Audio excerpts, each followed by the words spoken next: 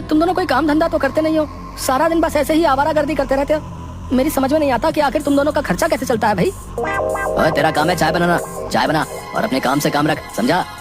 संपत सही कह रहा गालिया, आखिर तू हमसे ये सब क्यों पूछ रहा है? हमने तो तेरी चाय भी उधार नहीं पी, रोज तेरे मुंह पे पैसे मार के जाते हैं। अरे नहीं भैया, ऐसी कोई बात नहीं, तुम दोनों तो बेवजह नाराज हो गए, मैं तो बस ऐसे ही पूछ रहा था। ओए तेरी हिम्मत भी कैसे हुई पूछने की? अबे क्या हमने कभी तुझसे पूछा है कि जिस दिन तेरी बिक्री नहीं होती उस दिन तेरे घर पर शाम को चूल्हा कैसे जलता है? मेरा तो चाय का धंधा है संपत भैया, और चाय तो हर आदमी पीता ही पीता है, मेरी तो रोज बिक्री होती है। हमें सब पता है कि तू ये सब बातें हमसे क्यों पूछ रहा है। हाँ, मैं तुझे आखिरी चेतावनी देता हूँ गालिया, अगर तूने हम दोनों से जरूरत से ज्यादा सवाल करने की कोशिश की तो किसी दिन तुझे तेरी चाय की दुकान के साथ तोड़ फोड़ कर सड़क पर फेंक देंगे। हाँ, किसे दुकान के साथ तोड़कर फेंक देगा कपटा? आप ही बताओ मुखिया जी, हैं? ये हमसे पूछ रहा है कि हम दोनों कुछ काम धंधा तो करते नहीं है, फिर भी हमारा खर्चा कैसे चलता है? भला इसकी हिम्मत कैसे हुई ये सवाल पूछने की? तो उसने गलत क्या पूछा है? बिल्कुल सही पूछा है। तुम दोनों दिन भर निठल्ले आवाराओं की तरह पूरे गांव में मटर गश्ती करते रहते हो, हैं? लड़कियां छेड़ने के अलावा तुम्हारे पास और कोई काम नहीं है, लेकिन कपड़े और जूते तुम सब ब्रांडेड पहनते हो भैया। अरे हमारा शहर में कपड़े का काम चलता है, कभी शहर की शक्ल भी देखी है तूने कपटा? है मुझे सब पता है कि तेरा और संपत का खर्चा कैसे चलता है। बस एक बात मेरी गांठ बांध कर रख लेना, 5 दिन बाद 15 अगस्त है, मैं बस 15 अगस्त तक ही चुप बैठा हूँ, उसके बाद मैं तुम दोनों की खबर लूंगा, और खास तौर से कपटा तेरी, मेरी आंखों से कुछ भी छुपा हुआ नहीं है। बोल तो ऐसा रहा है जैसे कि 15 अगस्त के दिन गांव में कोई मंत्री झंडा फहराने के लिए आ रहा है। बिल्कुल सही कह रहे हो कप्तान भाई, आपको पता नहीं कि शहर से एक बहुत बड़ा मंत्री 15 अगस्त वाले दिन हमारे गांव में झंडा फहराने आ रहा है। मुखिया जी ने 15 अगस्त पर सारे गांव वालों को दावत दी है, हर घर में लड्डू बांटे जाएंगे। अबे ये मुखिया पागल हो गया क्या? हैं? अचानक से इसके अंदर इतनी देशभक्ति कैसे सवार हो गई यार? अरे कोई देशभक्ति सवार नहीं हुई मुखिया पर, जरूरी से उस मंत्री से कुछ काम निकलवाना होगा और कुछ नहीं। तू यहीं बैठ, मैं तो चला अपने काम पर, चाहे तो एक कप चाय और पी लेना। मुझे सब पता है कि तुझे कौन से काम पे जाना है। जब तुझे पता ही है तो फिर तू बोल क्यों रहा है?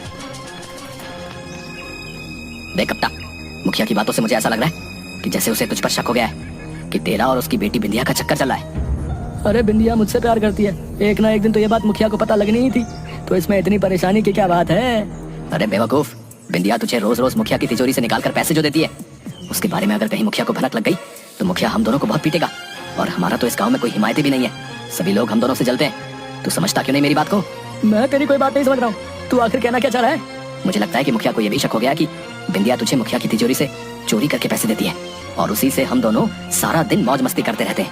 अरे तो वो पैसा कौन सा मुखिया की मेहनत की कमाई का है?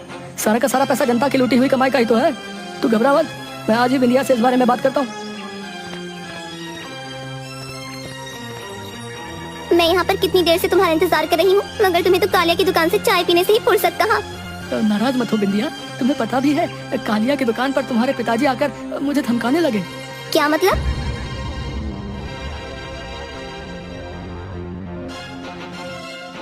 मुझे भी कुछ दिनों से ऐसा लग रहा है कप्ता कि पिताजी को शक हो गया है कि उनकी तिजोरी से पैसे मैं निकाल रही हूँ।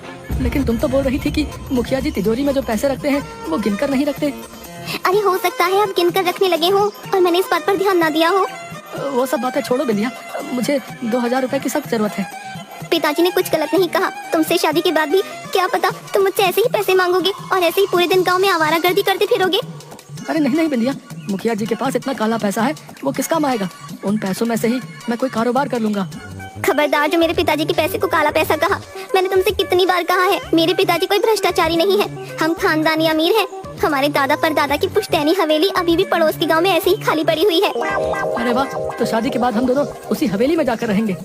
लेकिन मुझे नहीं लगता कि मेरा विवाह तुमसे हो पाएगा। क्या मतलब? ये क्या कह रही हो तुम? मैंने कल पिताजी को फोन पर बातें करते सुना था, वो बोल रहे थे कि 15 अगस्त के दिन कोई मंत्री झंडा फहराने के लिए हमारे गाँव में आने वाला है।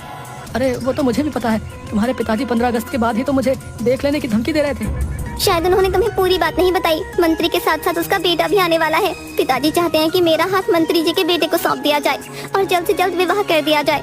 कप्ता, मैं तुम्हारे अलावा किसी और से विवाह करने के बारे में सोच भी नहीं सकती।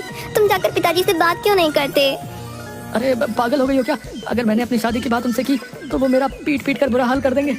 मैं तुम्हें इतने पैसे दे चुकी हूँ, अगर तुम उन्हीं पैसों से कोई कारोबार कर लेते तो आज अच्छा खासा कमा रहे होते। लेकिन तुम तो बस अपने दोस्त संपत के साथ आवारागर्दी करते रहते हो। मुझे कुछ नहीं पता। 15 अगस्त के बाद पिताजी मेरा विवाह मंत्री के बेटे से तय कर देंगे, और अगर ऐसा हुआ तो मैं अपनी जान दे दूंगी। इतना बोलकर बिंदिया ने 2000 रुपए कपटा को थमा दिए और आंखों में आंसू लिए वहाँ से चली।